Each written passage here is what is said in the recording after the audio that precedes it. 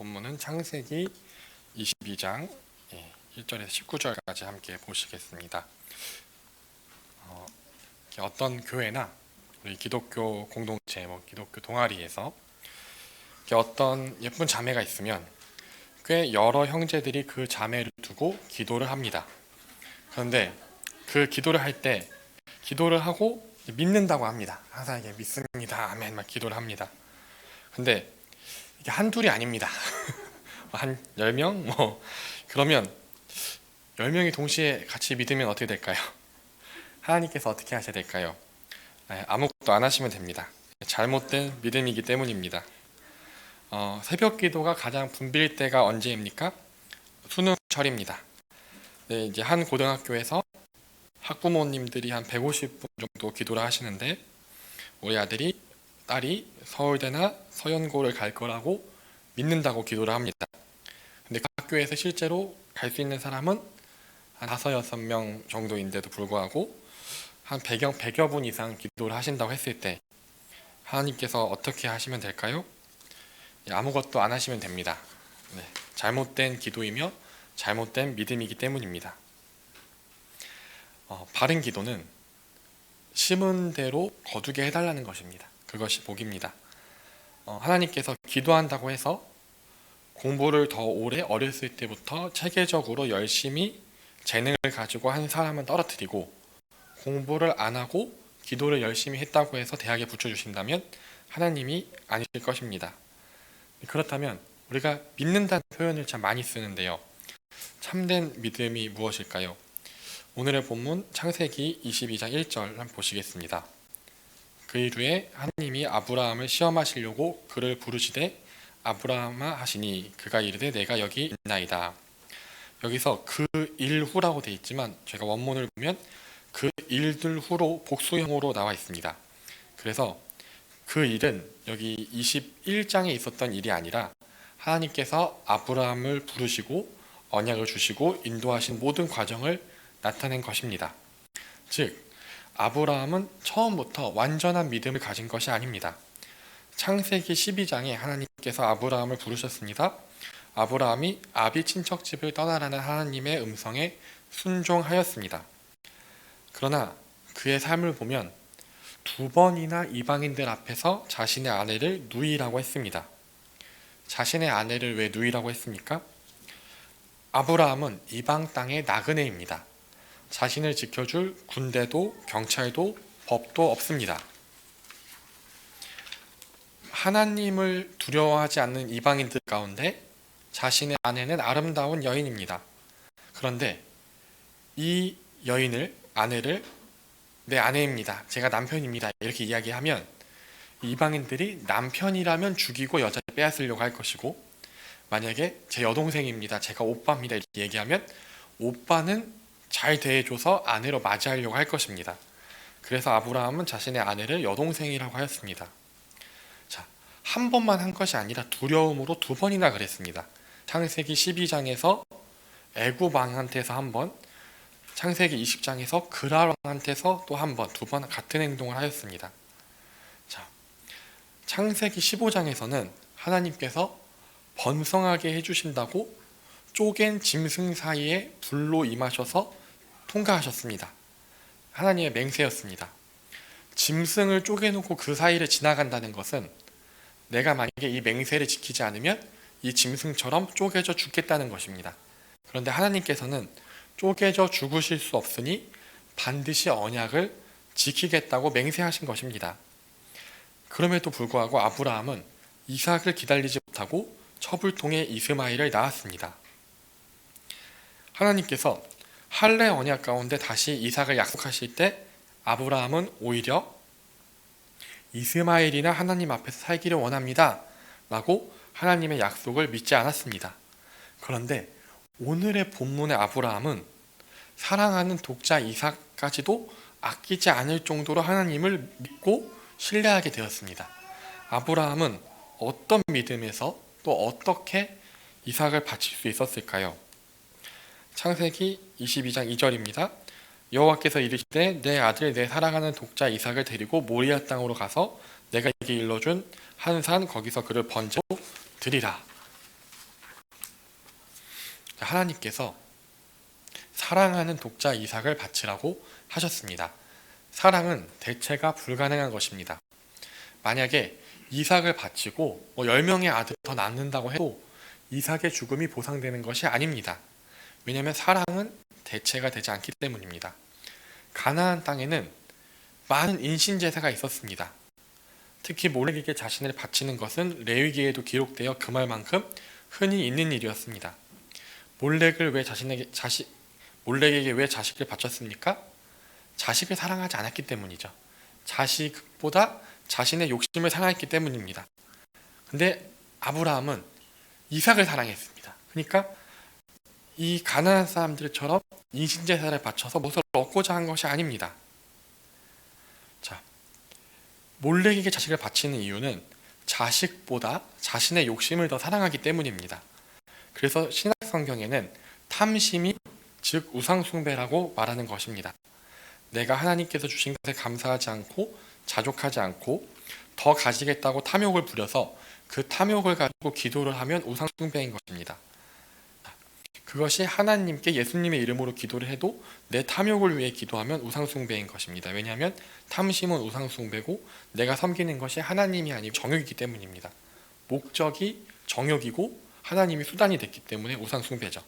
그런데 아브라함은 가나안의 풍수처럼 이삭을 바쳐서 무엇을 얻으려고 한 것이 아닙니다. 그러면 사랑하는 이삭을 바치기 싫은데 하나님이 두려워서 억지로 받은 것일까요? 그것도 아닙니다. 아브라함은 하나님을 믿는 믿음으로 이삭을 바쳤습니다. 자, 믿는다고 했는데 무엇을 믿었을까요? 아까 그 형제들처럼 자매를 주실 것이다 이렇게 믿은 게 아니죠. 하나님의 언약을 믿은 것입니다. 하나님의 말씀을 믿은 것입니다. 하나님께서는 아브라함에게 큰 민족을 이루게 해주신다고 약속하셨습니다. 그리고 창세기 21장 12절을 보면 우리 함께 21장 12절 한번 보시겠습니다. 바로 앞입니다. 21장 12절 다 함께 읽으시겠습니다. 네, 아직 못 찾았군요. 하나님이 아브라함에게 이르시되 내 아이나 내 여종으로 말미암아 근심하지 말고 사라가 내게 이른 말을 다 들으라. 이삭에게서 나는 자라야 내 씨라 부를 것임이라. 자, 이삭에게서 나는 자라야 아브라함의 씨라고 부를 것이라 말씀하셨습니다. 그리고 아브라함에게 큰 민족을 이루리라. 내 씨가 번성하여 바다의 모래 같으리라. 붓 별과 같으리라 약속을 하셨습니다. 그러면 지금 이삭이 결혼도 하지 않고 자녀도 없는데 하나님께서 이삭을 바쳐라, 죽여서 불에 태워서 바쳐라 이렇게 하셨습니다. 그러면 내 씨로 말미암아 바다의 모래같이 자녀가 생기라는 그 말씀과 내 자손이 별과 같으라는 말씀과 이삭에게서 나는 자라야 내 씨라 부를 것이라는 말씀과 이삭이 지금 자녀가 없는데 이삭을 죽여 바치라는 말씀을 함께 보면 어떤 결론을 이르게 됩니까? 하나님께서 이삭을 죽여 바쳐도 다시 살려주실 거라는 결론이 납니다. 왜냐하면 하나님이 언약을 지키시는 하나님이시기 때문입니다. 히브리서 11장 18절부터 19절입니다. 그에게 이미 말씀하시기를 내 자손이라 칭할 자는 이삭으로 말미암음이라 하셨으니 그가 하나님이 능히 이삭을 죽은 자 가운데서 다시 살리실 줄로 생각한지라. 비유컨대 그를 죽은 자 가운데서 도로 받은 것이니라. 아브라함은 하나님의 언약을 믿은 것입니다. 자, 처음에는 이방인 왕 앞에서 아내를 하지 못하고 쩔쩔매고 아내를 빼앗기는 시점에서도 한마디 말도 못하던 아브라함이 하나님과 동행하는 삶을 살다 보니 하나님의 전능하신 능력을 알게 되었습니다. 하나님께서 지극히 큰 상급이시며 방패이심을 알았습니다. 비록 더딜지라도 모든 언약을 이루시며 그의 말씀이 하나도 땅에 떨어지지 않음을 믿었습니다. 이렇게 하나님의 언약을 믿은 아브라함은 이삭을 바치는 것에 망설임도 게으름도 없었습니다. 아브라함은 아침에 일찍 일어나 아들 이삭을 데리고 번제로 쓸 나무를 가지고 모리아 산을 향해 나아갔습니다. 3일 길이 걸렸습니다. 지체함 없이 걸어갔습니다. 아브라함은 종들에게 산 아래서 나귀를 지키라고 하였습니다. 만약 종들이 아브라함을 따라간다면 아브라함이 이삭을 죽이려고 할 때 종들은 아브라함 주인님이 연세가 많이 드시더니 노망이 들었나 보다 하고 아브라함을 말릴 수 있겠죠. 그래서 미리 산 아래에 있으라고 하였습니다. 그래서 이삭은 나무짐을 지고 아브라함은 불과 칼을 들고 올라갔습니다. 이삭이 뭔가 이상함을 느낍니다. 산에 도착하기 전에 뒤늦게라도 종들이 따라와서 양을 챙겨오지 않을까, 재물을 챙겨오지 않을까 생각했는데 산에 오르는 중에도 제사할 재물이 없는 것입니다. 그래서 물었습니다. 아버지, 불과 나무는 있는데 번제할 어린 양은 어디에 있습니까? 아브라함이 대답합니다. 번제할 어린 양은 하나님이 자기를 위하여 친히 준비하시리라. 아브라함은 이삭이 놀라 도망가지 않도록 거짓말을 하였습니다. 그러나 아브라함이 이삭을 결박하고 돌로 제단을 쌓고 나무를 버려놓고 이삭을 그 제단 위에 올리는데 꽤 시간이 걸렸을 것입니다. 그럼 그 과정 가운데 결박되어 있는 이삭에게 모든 것을 설명했을 것입니다. 하나님께서 언약을 주신 것과 하나님께서 전능하시며 언약을 반드시 지키시는 분이라는 것을 이야기했습니다. 그 말은 즉슨 이삭이 죽더라도 다시 살아날 것이며 이삭을 통해서 큰 민족이 이루어질 것을 아브라함은 이야기하며 이삭을 결박했을 것입니다. 아브라함이 어떻게 이런 믿음을 가졌습니까? 아브라함이 조카 롯을 네 왕과 다섯 왕의 전쟁에서 구하고 그 왕들의 보복을 두려워하고 있을 때 하나님께서 두려워하는 아브라함에게 다가와 두려워하지 말라 위로해 주셨습니다. 자신은 아브라함의 방패와 큰 상급이라고 말씀하셨습니다. 참으로 아브라함의 일평생을 돌아보니 하나님이 방패시며 큰 상급을 주셨습니다. 애굽 왕과 그라랑 앞에서 사라를 지켜주셨습니다. 말 한마디도 하지 못하고 아내를 뺏긴 아브라함을 한심하다 여기지 않으시고 두 번이나 되찾아 주시고 그를 통해 이삭을 주셨습니다. 75세 때 처음 부르심을 받고 창대하게 하시겠다는 그 약속이 85세 때 다시 쪼개진 짐승 사이로 지나가시면서 하신 그 맹세가 자식을 가질 수 없는 나이인 100세 때 이삭으로 말미암아 이루어졌습니다. 하나님이 비록 더딜지라도 반드시 언약을 지키시는 분이라는 것을 아브라함은 알게 된 것입니다. 자, 아브라함이 제단 위에 누운 이삭을 죽이기 위해 칼을 치켜 들었습니다. 이삭도 눈을 질끈 감았을 것입니다. 자, 아브라함은 고통 없이 단칼에 이삭을 죽이려 칼을 휘둘렀습니다. 22장 11절입니다. 여호와의 사자가 하늘로부터 그를 불러 이르시되 아브라함아 아브라함아 하시는 자 아브라함이 이르되 내가 여기 있나이다 하매 하나님께서 다급히 아브라함을 부르셨습니다. 12절에 말씀하십니다. 그 아이에게 내 손을 대지 말라 그에게 아무 일도 하지 말라 내가 내 아들 내 독자까지도 내게 아끼지 아니하였으니 내가 이제야 내 하나님을 경외하는 줄을 아노라. 하나님께서는 아브라함이 독자까지도 아끼지 않는 모습을 보시고 하나님을 경외하는 것을 안다고 하셨습니다.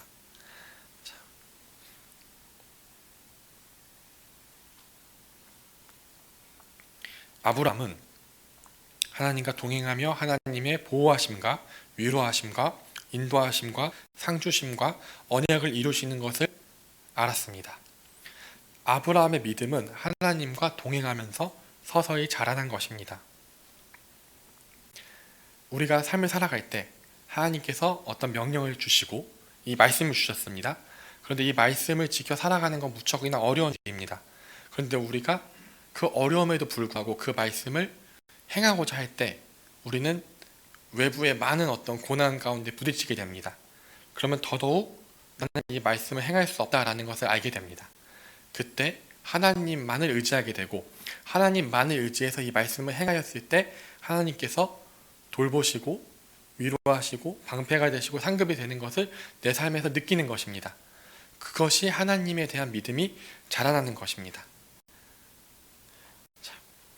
아브라함은 이삭의 탄생을 통해 하나님의 전능하심과 언약을 이루시는 것을 깨달은 것입니다.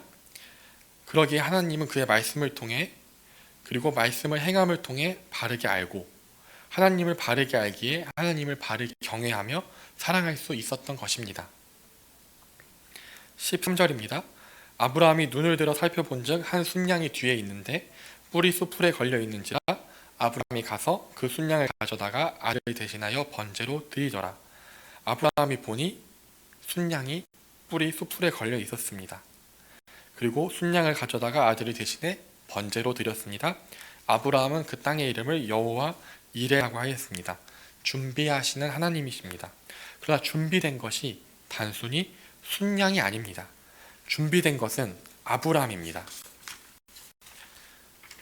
1절에서 하나님께서 아브라함을 시험하려고 부르셨다고 하셨습니다. 하나님께서는 이기지 못할 시험을 주신 것이 아닙니다. 하나님께서는 아브라함과 충분히 동행하시며 아브라함이 이 시험을 이겨낼 준비와 믿음을 갖췄을 때 시험하셨습니다. 그리고 아브라함이 독자 이삭을 믿음으로 바치는 모습을 오고는 모든 세대의 믿음의 백성들에게 믿음의 본으로 주셨습니다. 또한 하나님께서는 예수님을 통한 구원을 준비하셨습니다. 하나님께서 아브라함을 복의 근원 되게 하신다는 것은 사람들이 이 말씀을 읽고 큐티를 하고 여러 가지로 적용합니다. 아브라함이 복의 근원이 되게 한다고 하셨는데 내가 이것을 나의 삶에 적용했습니다. 그러면서 사업을 앞둔 사람은 사업으로 적용하고 학업 중인 사람은 학업으로 적용하고 이렇게 자신에게 이 복을 적용합니다. 그런데 이러한 적용은 자기 마음대로 한 아전인수격 적용입니다. 아브라함의 복이 무엇인지는 성경 안에서 답을 찾아야 합니다. 갈라디아서 3장 14절입니다. 갈라디아서 3장 14절입니다.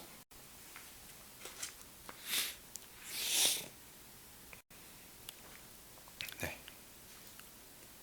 이는 그리스도 예수 안에서 아브라함의 복이 이방인에게 미치게 하고 또 우리로 하여금 믿음으로 말미암아 성령의 약속을 받게 하려 함이라.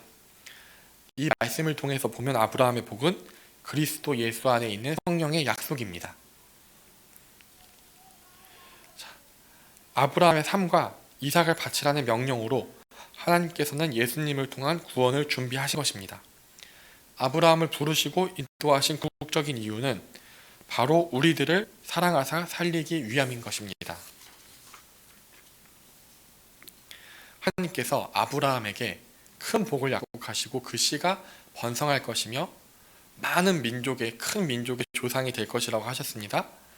그런데 이것이 지금 3,500년 이상 지난 지금 이 땅에서 이루어졌습니다.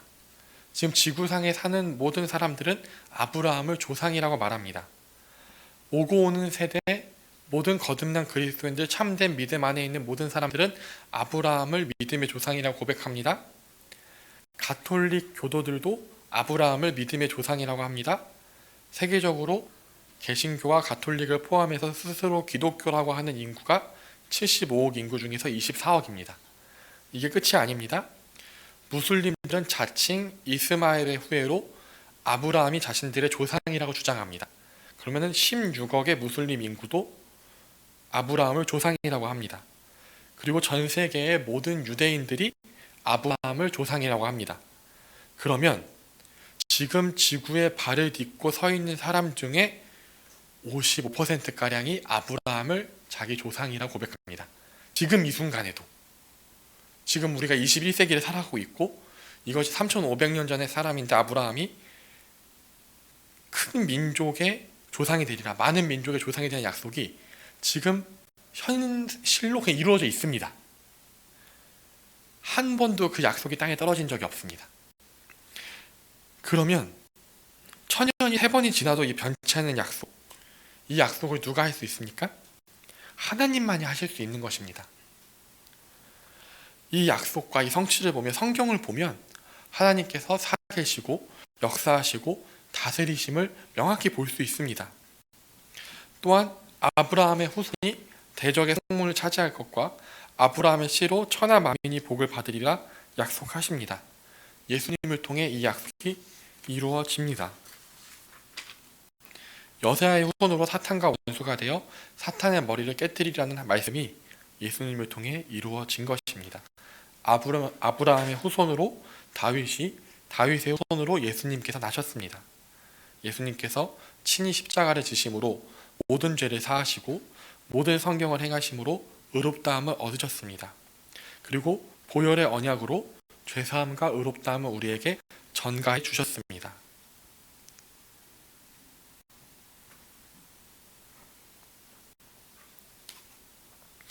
로마서 9장 8절입니다.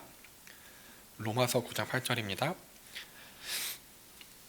곧 육신의 자녀가 하나님의 자녀가 아니요 오직 약속의 자녀가 씨로 여기심을 받느니라.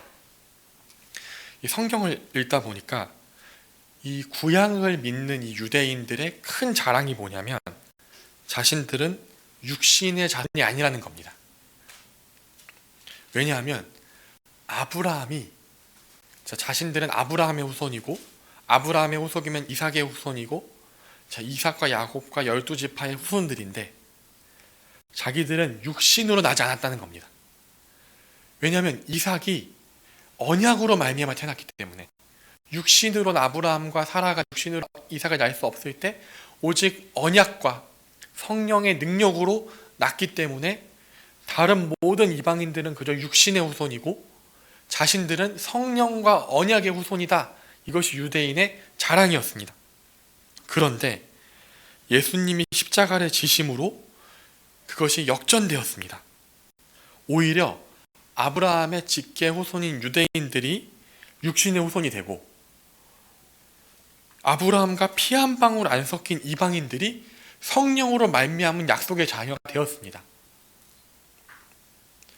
우리가 약속의 자녀고 언약의 자녀고 성령으로 난 자이고 유대인들이 오히려 육신에 속한 자들이 된 것입니다. 이것이 놀라운 역전이고 하나님의 신비입니다. 장자 에서는 버림받고 동생 야곱이 택한 바 되었습니다. 먼저 된 유대인들이 버림받고 그리스도인들이 택한 바 되었습니다. 오히려 유대인들이 예수님을 더 받아들이지 못하고 있습니다. 물론 유대인들도 예수님을 받아들이고 돌이켜야 합니다. 바울도 말합니다. 로마서 11장 12절입니다. 그들의 넘어짐 세상의 풍성함이 되며 그들의 실패가 이방인의 풍성함이 되거든 하물며 그들의 충만함이니요. 유대인이 넘어져서 예수님을 십자가에 못 박게 한 것이 오히려 세상의 풍성함이 됐습니다. 그들이 메시아를 알아보지 못한 그 실패가 이방인의 풍성함이 되었습니다. 그런데 이 유대인들이 충만하면 이 유대인들이 우리께서 예수님을 바르게 믿으면 그 풍성함이 엄청날 것이라는 것입니다. 유대인들이 정말로 회개한다면 자기들이 그토록 고대하던 메시아 예수 그리스도를 내가 십자가에 못 박았다. 이건 정말 직접적으로 못 박은 거거든요. 그러면 얼마나 그 회개가 크고 또 유대인들이 정말 바르게 자신의 문화적 배경과 히브리어와 예수 그리스도에 대한 바른 신앙을 가지고서 성경을 해석한다면 이것이 우리에게 큰 풍성이 될 것입니다. 19절입니다. 아브라함은 이삭과 함께 브엘세바로 돌아갔습니다. 아브라함은 브엘세바로 돌아가서 하나님의 놀라운 사랑과 약속을 되새기며 아직 보지 못한 것들을 믿음의 눈으로 바라보며 하나님을 찬양했을 것입니다.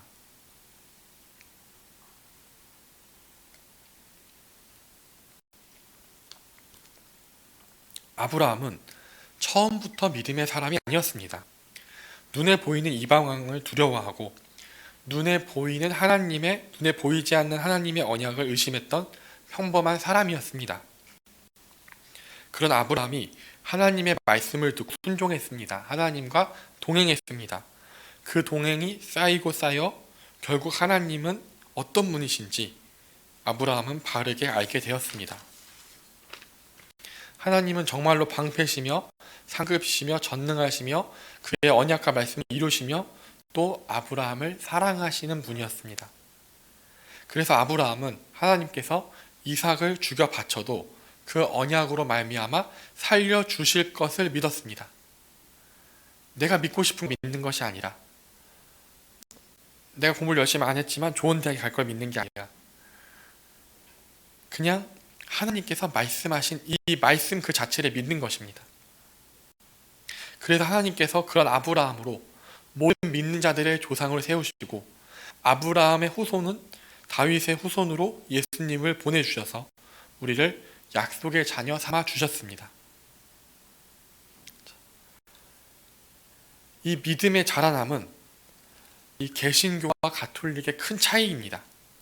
이 가톨릭은 믿음이 자라나기 위해서, 거룩한 삶을 살기 위해서는 세속과 차단해야 된다고 이야기합니다. 그래서 산으로, 동굴로, 절벽 위로 한 번도 사람을 만날 수 없는 그런 곳에 수도원을 짓고 아침부터 저녁까지 예배만 드립니다.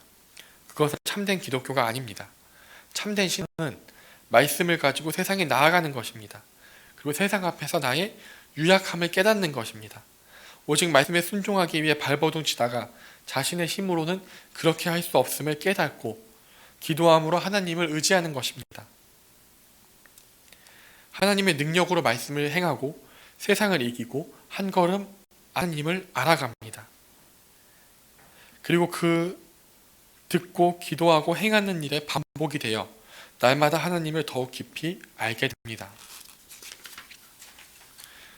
날마다 하나님을 더 의지하게 되고 날마다 자신을 더 부인하게 되는 것입니다. 그러니까 이것이 일반적인 철학, 종교 이것과의 큰 차이입니다. 우리가 무협지를 보면 내게 무슨 놀라운 힘이 깃들어서 내가 점점 내공이 쌓이고 고수가 되고 신선이 되고 이제 더 이상 죄 앞에서 눈도 깜짝 안 하게 되고, 그게 아닙니다. 기독교는 그게 아닙니다. 기독교는 살아보면 살아볼수록 하면 할수록 내가 더 죄인이다라는 걸 깨닫게 되는 것입니다. 나는 안 돼라는 걸 깨닫게 되는 것입니다. 내가 막 성화돼서 엄청나게 막 예수님처럼 되는 게 아니고 내가 안 된다는 걸 아니까, 나를 더 부인하니까, 아 나는 진짜 죄인이구나, 나 혼자서 정말 아무것도 할 수 없구나, 하나님과 동행하면 동행할수록 그걸 알아서 내가 나 스스로 서기를 포기하고 하나님만 더 의지하게 되는 것입니다. 그것이 성화입니다. 예수님만 의지하게 되고 자기 자신은 완전히 부인한 것입니다. 관련 구절 보시겠습니다. 호세아 2장 23절입니다. 호세아 2장 23절입니다.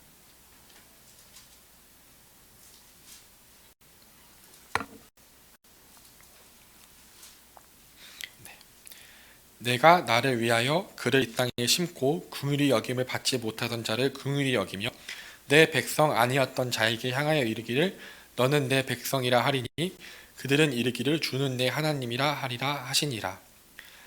그러니까 우리가 원래 모두 다 아담의 후손이고 노아의 후손입니다.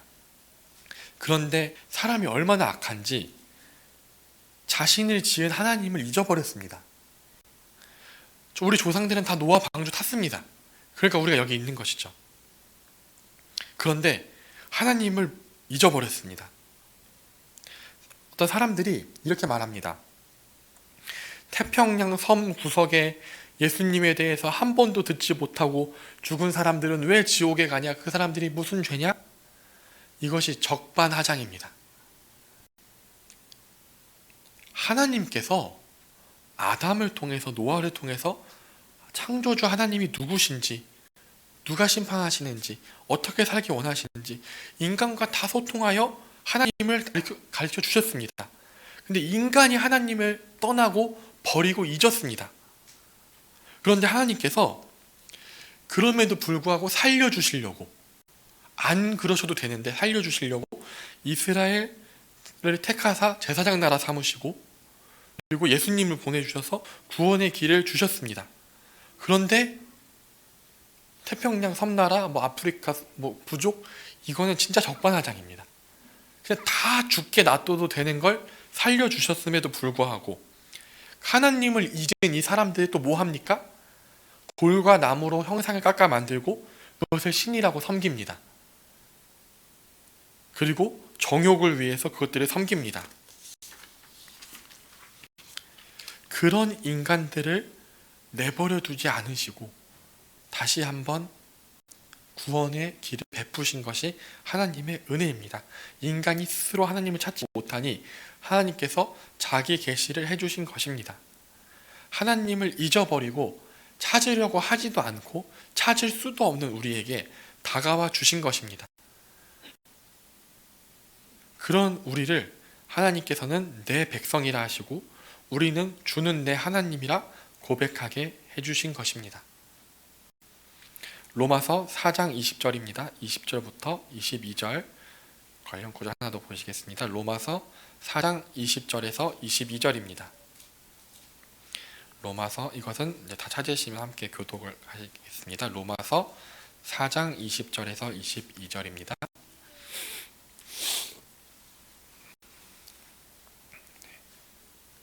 교독하시고 마지막 절을 합독하시겠습니다. 믿음이 없어 하나님의 약속을 의심하지 않고 믿음으로 견고하여져서 하나님께 영광을 돌리며 함께 읽으시겠습니다. 그러므로 그것이 그에게 의로 여겨졌느니라. 아브라함 믿은 것은 약속하신 그것입니다. 믿음은 내가 믿고 싶은 걸 믿는 것이 아니라 하나님의 말씀을 믿는 것입니다. 사업의 성공, 수능 대박, 이성교제를 믿는 것이 아닙니다. 하나님의 약속이 무엇입니까? 새 언약을 우리에게 주셨습니다. 예수님의 주되심과 지금도 함께하심과 영원히 함께하심을 믿는 것입니다. 예수님을 믿고 구원받았다는 복음의 핵심이지만 일부입니다. 우리가 믿는 것은 하늘에 나는 새도 들의 들풀도 돌보시는 이 하나님께서 우리를 자녀 삼으시고 태초부터 영원까지 택하신 것을 지키시고 동행하심을 믿는 것입니다. 성경 전체를 믿는 것입니다. 이 땅에서의 삶은 순간이고 저 영원한 하늘나라가 기다리고 있다는 것을 믿는 것입니다. 우리가 그 믿음 안에 있을 때 우리는 염려하지 않을 것입니다. 일희일비하지 않을 것입니다. 우리 삶에 어려운 일이 있었고 혹은 기쁜 일도 있겠지만 그 하나하나로 일희일비하지 않게 될 것입니다. 이 땅에서보다 천국에서 부유하려고 할 것입니다. 내 욕심, 내 생각을 믿는 것이 아니라 하나님의 말씀을 믿을 때 하나님께서 참으로 기뻐하실 것입니다.